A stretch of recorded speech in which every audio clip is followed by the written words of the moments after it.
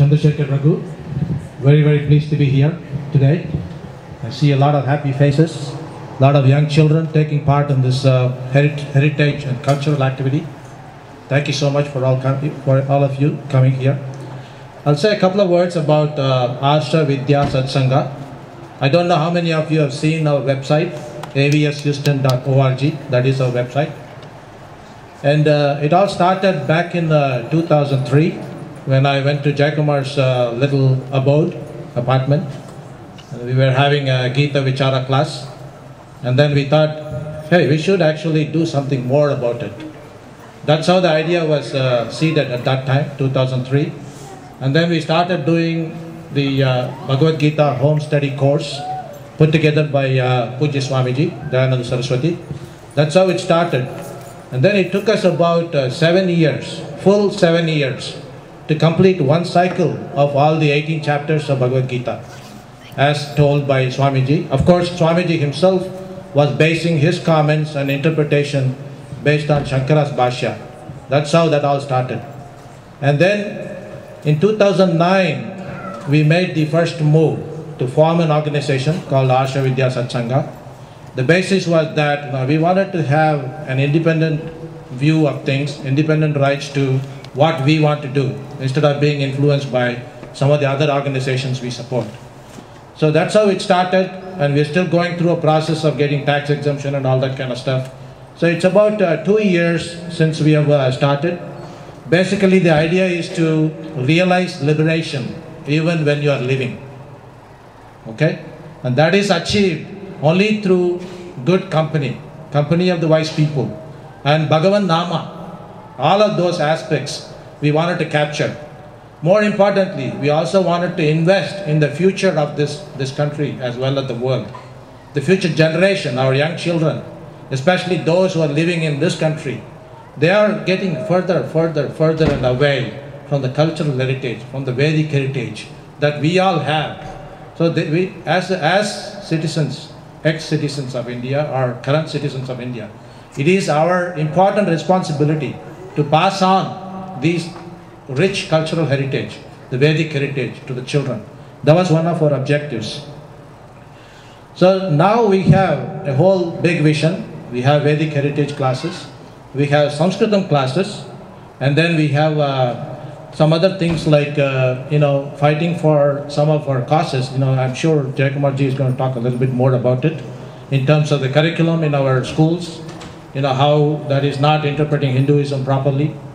And then we have yoga side of it. And then the last one, but not the least, is the seva, the service side of it.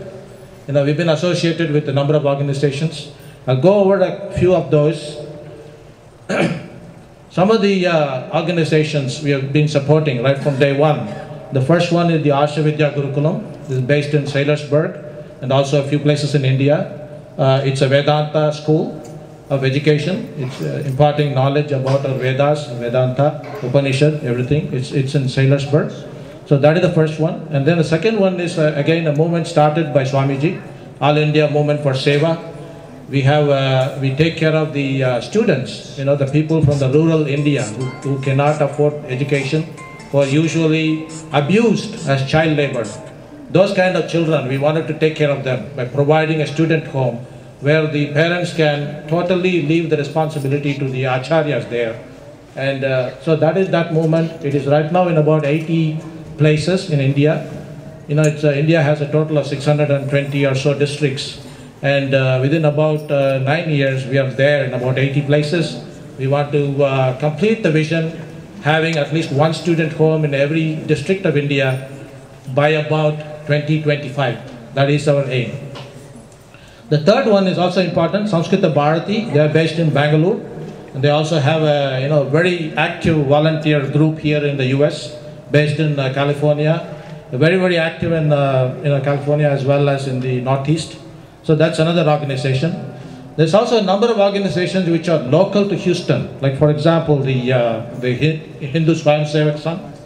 I'm sure this venue here, the Keshav Smriti, has been a part of Hindu Swayamsevak Sangh. They've been doing a number of activities. A lot of them, overlap with our own objectives too. So we do that. And then Hindus of Greater Houston, Sri Guruvayurappan Temple, Meenakshi Temple, Hindu Mandir Executive Council, the Hindu Temple of Woodlands, the Hindu American Foundation.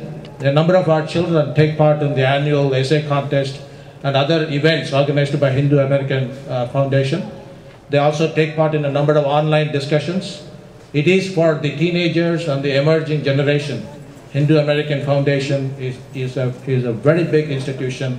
It's doing a great job out there. The teenagers have to be plugged into that, and that is that. And then, of course, Seva International. I'm sure some of you know about Seva International. They've been doing a great job supporting the Bhutanese refugees who came here. Unfortunately, because of their economic situation, sometimes they become the victims of all kinds of conversion. Swamiji said conversion is violence. I'm sure we all realize that until we support, unless we give a hand to Seva International, those sort of objectives will not be achieved. So that is one thing. And then in terms of major events, I'm sure some of you have been involved in this. Back in March of 2010, we organized a theater performance, a full-fledged performance. Many of you here have participated in that. There was about 200 people on the stage, 2,800 people in the audience. There were 2 back-to-back shows in the Kallan Theatre. And that was an awesome performance. It was well received by both the community here in Houston, as well as put the name of Aim for Seva, as well as Asha Vidya Satsanga right there on the mark. That was the first event that spread the awareness out there in the public. And then we also had this year Swami Pratyek Bodhananda Saraswati, who is a disciple of Swamiji, of course. He was here in Houston delivering a series of lectures on Bhagavatam. That was very successful. Right here was one or two sessions we conducted here. So that was about 3 or 4 days, I think it's about a week. And then we celebrated Guru Purnima, which is an annual event. We take time to offer our obeisances to our acharyas. So that is Guru Purnima. This year Guru Purnima was made very special by the presence of ex-Union Law Minister Subramanian Swamy. The video is out there on YouTube. You really need to take a look at what he is talking. He's a very devoted man. He's out there. He is going to expose all these rascals out there. I'm telling you. So we need to watch that. So that was a very uplifting, inspiring performance. It was a very, very good occasion for us, all of us. And lastly, Swami Sarva Bhutananda, who is also the father of Sangeeta, who spoke a few minutes before. He was here too. He was delivering a public talk, and that was very well received. So all these are some of the major events. I'm sure there is more to come.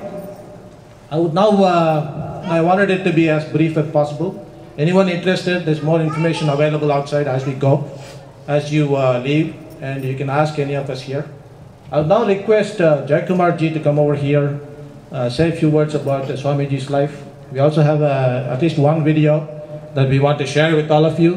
What a lot this man has done. You will get an appreciation only by watching this, okay? Of course, we all hear about bits and pieces here and there.